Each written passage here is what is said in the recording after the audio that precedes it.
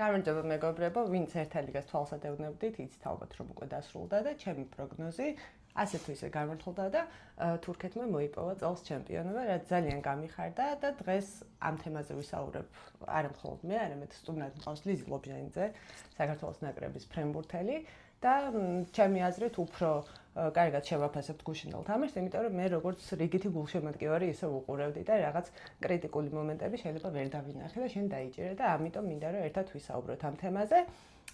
პირველ რიგში გვითხრი ვის გულშემატკივრებდი გუშინ და ზოგადად ამ ერთა ლიგაზე.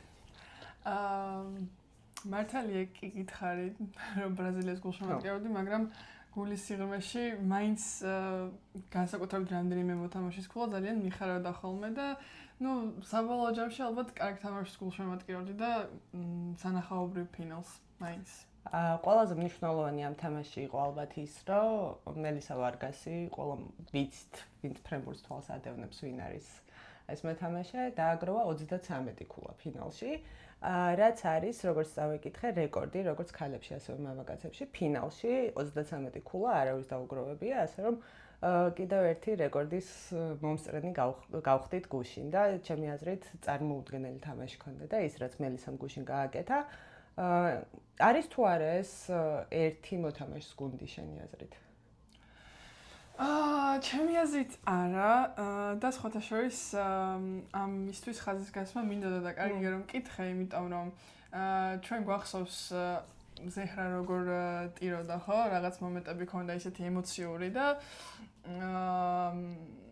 აი უცხო თვალით როცა უყურებ მსგავს თამაშს და სტატისტიკას განსაკუთრებით თუ ან შენ თვითონ თუ დააკვირდები ახლა στატისტიკის ფურცელი არ მინახავს, მაგრამ თითქოს თვალში მოსახვედრი არ იყო ხო ზეჰრას თამაში, მაგრამ ჩემი აზრით და განსაკუთრებით როგორც იმავე პოზიციის მოთამაშე ძალიან დიდი წვლილი მიუძღვით ესეთი უხილავი არის თითქოს მათი სამსახური, ანუ ტემპების ზოგადად და მაინც და მაინც თუ და ჩვენს თვალს იპყრობს ყოველთვის მელისა და რთული არის რომ მიადევნო ყველა მოთამაშეა და სხვებს ჩრდილავს ასე. კი და რთულია რომ ყველა მოთამაშეს მიადევნო თვალი და ყველა გათამაშებაში აი როგორც მწვრთნელი შეხედავ და ან თუნდაც როგორც მოთამაშე ეგრე უყურე მეც ვცდილობ ხოლმე გავმიჯნო და ხანდახან მაყურებლის ამპლუაში ვუყურე, იმიტომ რომ იმდენად სტრესული ხდება ხოლმე და იმდენ რაღაცაზე ვფიქრდები მე როცა მოთამაშე ვუყურებ, რომ იმდენ სიამოვნებას ვეღარ ვიღებ, თუმცა აი იყო მომენტები, როცა ვახსენეთ თამაშის დროსაც, რომ აი რატო არ ჩანს ზად არის ზეჰრას ქულები, მაგრამ ჩემი აზრით არ არის ეს ერთ მოთამაშეზე აგებული თამაში, რა თქმა უნდა, იმაზე აგებულია, რომ მაქსიმალური შედეგი დადოს მელისამ და მაქსიმალურად გამოავლინოს თავი, თუმცა თითოეულ მოთამაშეს დარწმუნებული ვარ თავისი დანიშნულება აქვს, ძალიან კარგი სისტემით თამაშობს თურქეთი, ანუ ჩამოყალიბდა და ეს მათი სისტემა უკვე და ხო, მაგ კითხვაზე ესეთ პასუხს გაგცემდი, რომ სხვათა შორის გუშინ ვფიქრობდი ზუსტად იმას, რომ ბრაზილიას არ ყავდა გაბი, ასე ვთქვათ, მათი ვარგასი არის გამოედანზე და არ ყავდათ ასევე ჯულია, რომელიც არის საუკეთესო middle blockeri. ჩემი ფავორიტი. ჩემი აზრით, გაბიზე არ ვსაუბრობ ახლა, ჯულია რომ ყოფილიყო მოედანზე, 33 ქულა ვარგას ვერ ექნებოდა უბრალოდ და ჰანდეც ესე მარტივად ვერ გაძურებოდა იმ მომენტებში, სადაც ძურებოდა. ანუ ზუსტად ის მოთამაშე, რომელიც თითქოს არ ჩანს მოედანზე, 33 ქულას ცენტრალური ბლოკის დამყენებელი ფიზიკურად ვერ დააგროვებს, მაგრამ აი უდიდეს წვლილი მიუძღვის ხოლმე სწორედ მაგ პოზიციის მოთამაშს. თუმცა და ამავდროულად მოთამაშე, რომელიც არ ვიცი რამდენი ქულა დააგროვა, ჩვენ მაშინ სამი ვთქვით, მაგრამ რამდენი იყო ჯამში. ხო, მისმა გუნდმა გაიმარჯვა და ეს არ ხდება ესე. ანუ შეიძლება ტემპის პოზიციის მოთამაშე ვერც ერთი ქულა kill block-ით ვერ აიღოს, მაგრამ უკან დაცვაში ისეთი სისტემა შეიკრას და ის დავალებები ზუსტად შეასრულოს, რასაც მწვრთნელი აძლევს და დამეთანხმები ალბათ, რომ ბლოკის მიხედვით, ბლოკი ხო მარტო kill block-ები არ არის, ხო? მაგის შერბილება. შეხება, შერბილება და ზოგადად უკან დაცვის სისტემა ეწყობა ზუსტად სწორი ბლოკიდან გამომდინარე. და ჩვენ ნახეთ კიდევაც მომენტები, როცა ზეჰრა იყო უკანა ხაზზე, რომ უჭირდა ხოლმე თურქეთს. კი, და სხვათა შორის ზეჰრა. იმის მიუხედავად, რომ ძალიან კარგი middle blockeri არის ჯეკესალი, მაგრამ თითქოს მაინც ზეჰრა უკეთესად არწმუნდა ბლოკის შეკვრას. ზეჰრას აქვს ჯამში 3 ქულა და ჯეკესალს აქვს 7 ქულა. მეორე სეტში დაუგროვებია 5 ქულა. სწორედ იმ სეტში, რომელიც მოიგეს. ასევე მინდა აღვნიშნო ბლოკის გარდა მე მაინც ჩემი პოზიციიდან გამომდინარე განვიხილო იმედი არ მიწყენ ბლოკის გარდა ტემპს და განსაკუთრებით ორივე ტემპს განსაკუთრებით ზეხრას შეუძლია შექმნას ეს ზეწოლა და წნეხი მეორე მხარეს ჩაწოდებით კი ძალიან ჭკვიანურად აწვდის ხოლმე და ვნახეთ მოკლედ ჩაწოდებები გაუჭირდათ ერთი AC ქონდა ანუ ძალიან ჭკვიანი მოთამაშეა მართლა და ეს და თუ AC არ იყო ართულებდა მეორე მხარეს ტაქტიკურად ძალიან კარგად დავალებდა და ძალიან კაი სანახავი იყო ასევე კიდევ ერთი მოთამაშე რომელიც ისე ეფექტურად არჩენს მოედანზე მაგრამ ასე რომ ვთქვათ მოხნა მოედანი გუშინ თურქეთის ლიბერომ რომელიც ახლა ამ ერთა ლიგაზე ედას წასვლის შემდეგ არის კაპიტანი და ნამდვილად შეითავსა კაპიტნობა და აღფრთოვანებული ვარ მის თამაშით იმიტომ რომ მინახავს წინა ვიენელზეც ევროპაზეც მის თამაში კლუბშიც რო ვთქვა რომ ნომერ პირველი ლიბეროა თქვა ვერ იტყვი მაგრამ გუშინ ყველაფერი გააკეთა იმისთვის რომ მის მოედანზე ბურთი არ ჩავარდნილიყო უბრალოდ ყველგან იყო კი განსაკუთრებით თამაშა კი დაცვაში რაღაც მომენტში საკმაოდ ამოქაჩა თურქეთმა იმიტომ რომ ჩვენ თავიდან მე მგონი სწორედ დაცვაში ხედავდით პრობლემებს და პირველი სეტიც ხო ძალიან გაუჭირდა და ვარგასაც გახსნა გაუჭირდა დაცვაში და ძალიან 4 ნომერიც კი ეხმარებოდა მას ჭმევებზე ხო და დაცვაზე რომ ვთქვათ ის გუშინ აღნიშნეთ რომ როზა მარია ბრაზილიის დიაგონალი რომელიც არის ჩამოყალიბდა უნივერსალურ მოთამაშედ ეხლა თამაშობს დიაგონალზე საოცრებას აკეთებს დაცვაში. უბრალოდ მიღებაზეც, ჩაწოდებს მიღებაზე, ჩვენ ვართ მიჩვეულები, რომ დიაგონალს ფარავენ ხოლმე 4 ნომრები, ეს პირიქით ეხმარებოდა 4 ნომრებს მიღებაზე და დაცვაში ვარგასის თითქმის ყველა ბურთი აიღო. ამით ძალიან წინ თუ უბრალოდ კი არ გაუვარდა, ან ერთჯერადად მოხდა, ან უბრალოდ აი touch შეხება კი არ იყო, იყო დამუშავებული. კი, ზუსტად იქ იდგა ერთი და დამუშავებულად იღებდა კარგად და ძალიან სასიამოვნო სანახავი იყო. აი მარჯვენა მოედის მარჯვენა მხრიდან მაინც დამუშავებული ბურთების დიაგონალიდან უფრო სასიამოვნო სანახავია ხოლმე. იმიტომ რომ ლიბერო უკვე მიჩვეული ხარ, რომ მისი საქმეა ეგრე უნდა მოიქცეს, მაგრამ მელისას და როზა მარიას აღებული ბურთები საოცარი იყო. სხვათა შორის დაცვაში მელისასაც ძალიან მაგარი სტატისტიკა ჰქონდა და გამიკვირდა, იმიტომ რომ პირველ სეტში ისეთ სულად ითამაშა დაცვაში, რომ მე არ მეგონა რომ ტოპ 7-ში იყო მე მგონი დაცვაში ამ თამაშს მერე. და მოკლედ სანტარელის გეგმამ გაამართლა პირველ კვირას ათამაშა ახალგაზრდები და მგონია რომ საკმაოდ კარგი თაობა მოდის თურქეთში და ბრაზილიაშიც. ბრაზილიაშიც კი ჰელენა საოცარი გოგოა, მიდლ ბლოკერი ლუციაც პატარა ასაკით ეგეც მომავალია ბრაზილიის, უბრალოდ ძალიან დიდ პრობლემას ვხედავ მე გამთამაშებელში ბრაზილიაში, იმიტომ რომ ჯერჯერობით არ მინახავს ვინ შეიძლება შეცვალოს ან მაკრისი ან რობერტა, მაგრამ თურქეთს ყავს სხვათა შორის ძალიან მაგარი ბავშვი, რომელმაც პირველი კვირა ითამაშა და ჩემ ფავორიტ გამთამაშებლად ყალიბდება მე მგონი დილაიოს დემირი, რომელიც ეზაში ბაშში თამაშობს. ძალიან მაგარი გოგოა და თან მაღალია და მგონია რომ შახინსაც, ჯანსუზე აღარ ვსაუბრობ. სხვათა შორის ჯანსუ უნდა აღვნიშნოთ. პირველ სეტში შემოიყვანა სანტარელი და მაგ მომენტში თითქოს გაუთანაბრეს, დაეწიენ ცოტა 18 თუ რაღაც ეგეთი ანგარიში გახდა, მაგრამ თამაში მოატრიალა რაღაცნაირად. და ისიც აღსანიშნავია, რომ ჯანსუს და ზეხრას კონექშენიც თითქოს მეორე გამთამაშებელთან დამავიწყდა ელიფ. ხო, ელიფთან თითქოს ჯაკისალი უფრო არის შეთამაშებული, ვიდრე ზეხრა ნაკლებად იყო თავდასხმაში ნაკლებად, ნახეთ, მაგრამ ზეხრა და ჯანსუ ძალიან შეთამაშებულები არიან ყოველთვის ამდაეგ.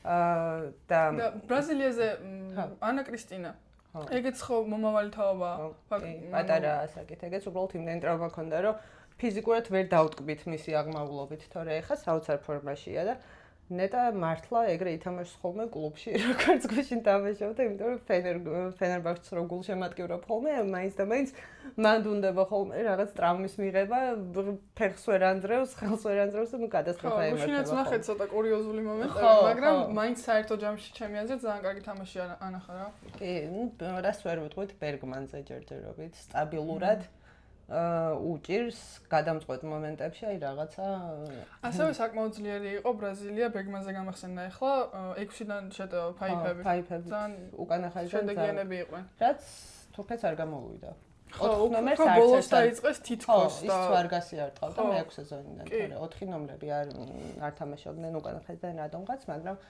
ეთყობა სანტარელი ჩვენზე უკეთ იცის. გამავე სხვა შორის დღეს ვუსმინე სანტარელის ინტერვიუს მატჩის შემდეგ და ცოტა აღელვებული ვიყო რა, რომ ძალიან ბევრი კრიტიკა მივიღეო მეო ამ პერიოდში, ამ 4 წლის განმავლობაში ზოგადად და ისედაც ამ ბოლო პერიოდში, რომ აი ვიღაც მოთამაშეებზე კონკრეტულად მეუბნებოდნენ, რომ ეს რატომ მიყავს, ის რატო არ მიყავს და მეო გამოვაცხადე, რომ მე ვარ მთავარი მწვრთნელიო და მე გადავწყვეტო ვინჯობიო, რომ ძირითადში იყოსო და 4 წლის განმავლობაშიო ორი ვიენელი მოვიგეთ, ევროპის ჩემპიონატი მოვიგეთ და ოლიმპიადაზეც საკმაოდ კარგად ვიასპარეზეთო, ასე რომ თავი დამანებეთ და მიმიშვიდო ჩემი საქმე ვიციო და ფაქტია, რომ გააჩუმა ყველა კრიტიკოსი და მაგარი შედეგი დადეს.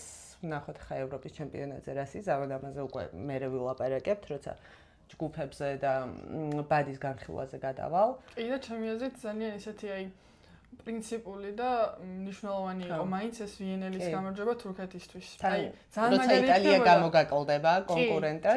კი, ყველა გუნდს ჰქონდა სირთულე, ვერ ვიტყვით ესე კი მართალია შეიძლება ითქვას, რომ ბრაზილია მაინც უფრო მეტად დაჩაგრული იყო ვიდრე თურქეთი, მაგრამ ძალიან თანაბარი თამაში მიდიოდა თავიდან და ორი სიტყვით იტალიაზეც ვთქვათ 2023 წლის შემდეგ პირველი ტურნირი წააგეს და ალბათ ყველა ელოდებოდა ამ გუნდს ფინალში, მაგრამ მწვრთნელმაც აღნიშნა, რომ სოფლიოში იმდენად ბევრი კარგი გუნდია უკვე, რომ შეუძლებელია ყველაფერი მოიგო და მართალიც იყო. ტურნირიც და პირველი მათი სერია დასრულდა ამ ტურნირზე გამარჯვებების, ხო ესე იყო? კი. და ანტროპოვას გადაყვანა პირველ კვირას 4 ნომრად ძალიან მომეწონა ეგ მაინტერესებდა როგორ გაართმევდა თავს, მაგრამ როგორც ჩანს არ გაამართლა, ანტროპოვა არის ცალსახა დიაგონალი და უნდა იდგეს იქ სადაც არის და რაღაც კულუარებში ესე რომ ვთქვათ გავრცელდა რომ ეგონუ აპირებს წასვლასო. ხო და წასვლას? ანუ საერთოდ სანაკრებო კარიერის დასრულებას აპირებს და კომენტარებში ბევრი წერდა რომ ადასტურებდნენ ამ ამბავს, მაგრამ ჯერ ოფიციალური განცხადება არ გაკეთებულა და ისაც თამაშთაც ეთყობოდა რომ ეგონუ თავის პრაიმში არ არის, ხო? ანუ ადრე რომ კი, ანტროპოვა ძალიან ძლიერი და მაღალი მოთამაშეა, ძალისმიერი მოთამაშეა, მაგრამ ეგონუს ისეთი კუთხეები ქონდა ხოლმე დაჭერილი და იმ სიმაღლეზე იჭერდა ბურთს, რომ შეუცვლელი იყო, მაგრამ ეს ახლა ამ ერთ ლიგაზე ვერ დავინახეთ. ძალიან საინტერესოა. საინტერესო რატომ არ მიზეზი ისეთ რის გამოც არა, მაგის შესახებ არ საუბრობენ, უბრალოდ ჭორი გავარდა, ასე რომ ვთქვათ. ძალიან მაგარი თამაში იყო ჩინეთი ამერიკაც. კი. საოცარი თამაში იყო და მე ჩემ პრედიქშენებში ვთქვი, რომ ცალსახად მოიგებს მეთქი ამერიკის შეერთებული შტატები, იმიტომ რომ პირველ ადგილზე იყვნენ ჯგუფური ეტაპის დასრულების შემდეგ. ჩინეთი როგორც მასპინძელი მოხვდა პლეი-ოფში და ერთმანეთს ეთამაშებოდნენ. უბრალოდ არ გავითვალისწინე ის, რომ ჩინეთი არის სამგზის ოლიმპიური ჩემპიონი და მენტალობა მაინც აქვთ ჩემპიონობის და დისციპლინა. დისციპლინა აქვთ საოცარი, დაცვაში საოცრებებს აკეთებენ.